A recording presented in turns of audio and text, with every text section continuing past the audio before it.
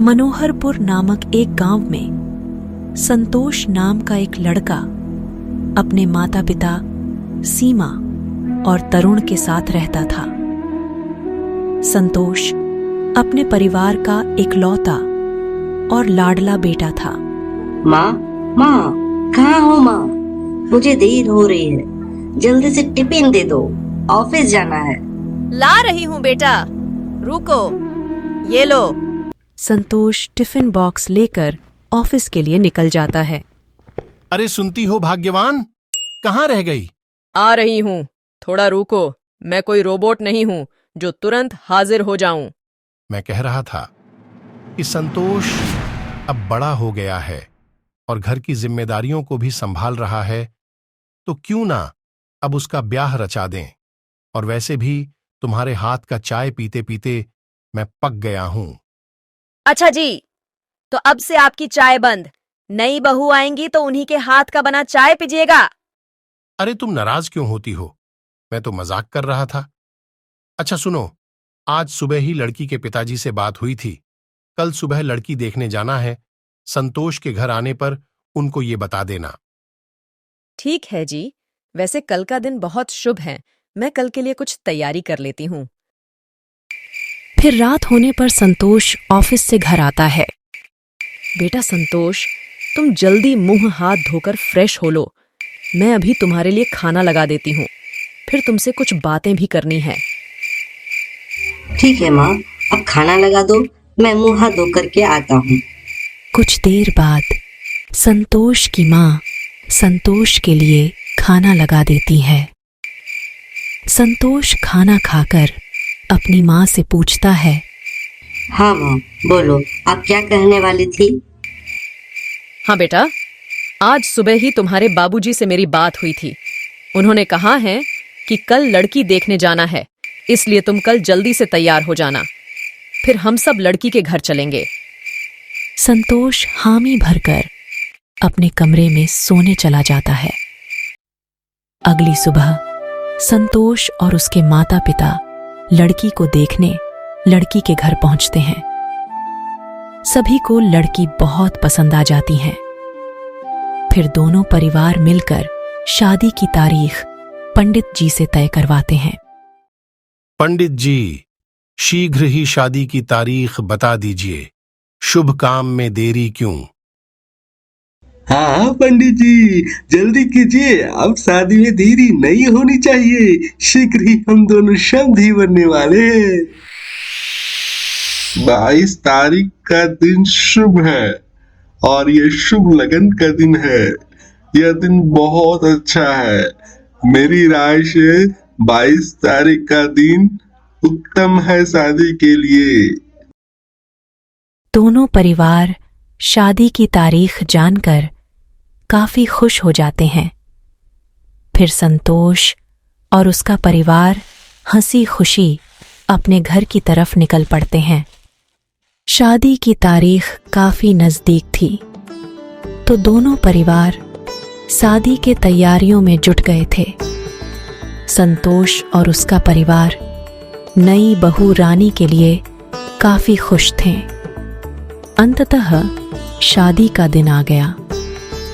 आज शादी है। संतोष बहुत ज्यादा खुश है। उसके घर में मेहमानों का तांता लगा हुआ है। चारों तरफ गाजे बाजे और विद्युत झालर लगे हुए हैं। बेटा संतोष, तुम तैयार हो गए, चलो हमें जल्दी चलना होगा ताकि सही समय पर हम सभी लड़की के घर पहुंच सकें। थोड़ी देर में बस भी सज धज कर द्वार पर आ जाती है। जिनको जिनको बारात जाना है, जल्दी से इस बस पर चढ़ जाओ, अधिक लेट करना ठीक नहीं है। हम सबको सही समय पर वहां पहुंचना है ताकि लेट ना हो जाएं। चलो सब बैठो। बारात जाने के लिए सभी लोग बस में बैठ जाते हैं। संतोष और उसका परिवार कार में बैठकर सभी बारात के लिए निकल पड़ते हैं। अजी, लड़की के घर से 1 किलोमीटर पहले ही गाड़ी को रोकना होगा और गाजे बाजे के साथ हम सब नाचते गाते पैदल ही चलेंगे। अरे भाग्यवान, तुम चिंतित ना हो, मैंने सारी तैयारी कर रखी है। शहर पहुंचते ही हम सब पैदल ही नाचते गाते झूमते हुए लड़की के घर के द्वार पर पहुंचेंगे। संतोष और उसका परिवार और बारात में शामिल सभी लोग हंसी खुशी जा रहे थे। बस ड्राइवर को हल्की फुल्की नींद आ रही थी। सभी लोग गाने बजाने में मग्न थे। तभी एकाएक बस का संतुलन बिगड़ता है और वो कार को ठोकर मारता हुआ खाई में गिर जाता है, जिससे सभी की मृत्यु वहीं हो जाती है और सभी भूत बन जाते हैं। केवल संतोष ही इस दुर्घटना में बच जाता है। हे भगवान, ये सब क्या हो गया? खुशी के पल मातम में बदल गए। हे भगवान, कम से कम बेटे की शादी तो हो जाती, फिर मरता तो इतना अफसोस ना होता। अब हम सब कैसे अपने बेटे की शादी करा पाएंगे? नहीं नहीं, चाहे जो हो जाए, भले हम सब भूत बन गए हैं, पर बेटे की शादी तो कराकर ही रहेंगे। पिताजी, अब हमें शादी नहीं करनी। इतनी बड़ी दुर्घटना हो गई, सब कुछ तबाह हो गया। आप सबकी मृत्यु हो गई, केवल मैं ही बचा। शुभ घड़ी अशुभ में परिवर्तित हो गई। मुझे शादी नहीं करनी। मैं भी अब अपने प्राण त्याग देता हूँ। पागलों जैसी बातें ना करो संतोष। हम सब मृत्यु को प्राप्त हुए, ये हम सब का भाग्य था। तुम तो अभी दुनिया भी नहीं देखे हो और मरने की बात करते हो। देखो, तुम अगर खुश रहोगे तो हम सब की आत्मा को शांति मिलेगी। हम सब की आखिरी इच्छा यही है कि तुम्हारा विवाह हो जाए। भूत बन गए हैं तो क्या हुआ? क्या भूतों में फीलिंग नहीं होती है? फिर सभी लोग ढोल नगाड़े गाजे बाजे के साथ डांस करते हुए लड़की के घर जाने लगते हैं। थोड़ी देर बाद सभी बाराती लड़की के घर के दरवाजे के पास पहुंच जाते हैं। सभी बारातियों को देखकर लड़की पक्ष वाले काफी डर जाते हैं और इधर उधर भागने लगते हैं।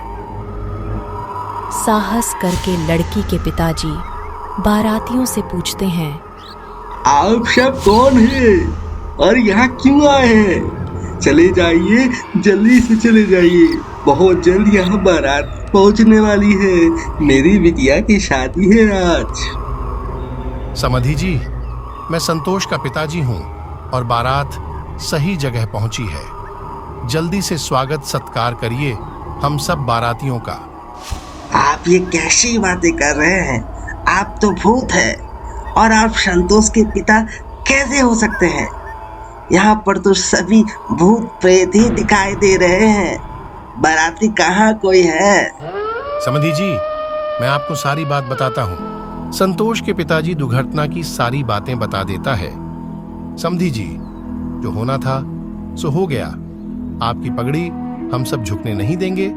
आपकी बेटी हमारे घर की बहू बनेगी। हमारा बेटा संतोष तो जीवित है ना? हम सब मर गए। ये तो भाग्य का लिखा हुआ था। मैं आपकी सुपुत्री को अपने घर की बहू बनाना चाहता हूँ। बस विवाह संपन्न हो जाए, फिर हम सब भूत प्रेत दोनों को आशीर्वाद देकर चले जाएंगे। फिर लड़की पक्ष वाले बारातियों का धूमधाम से स्वागत करते हैं और अंततः शादी संपन्न हो जाती हैं।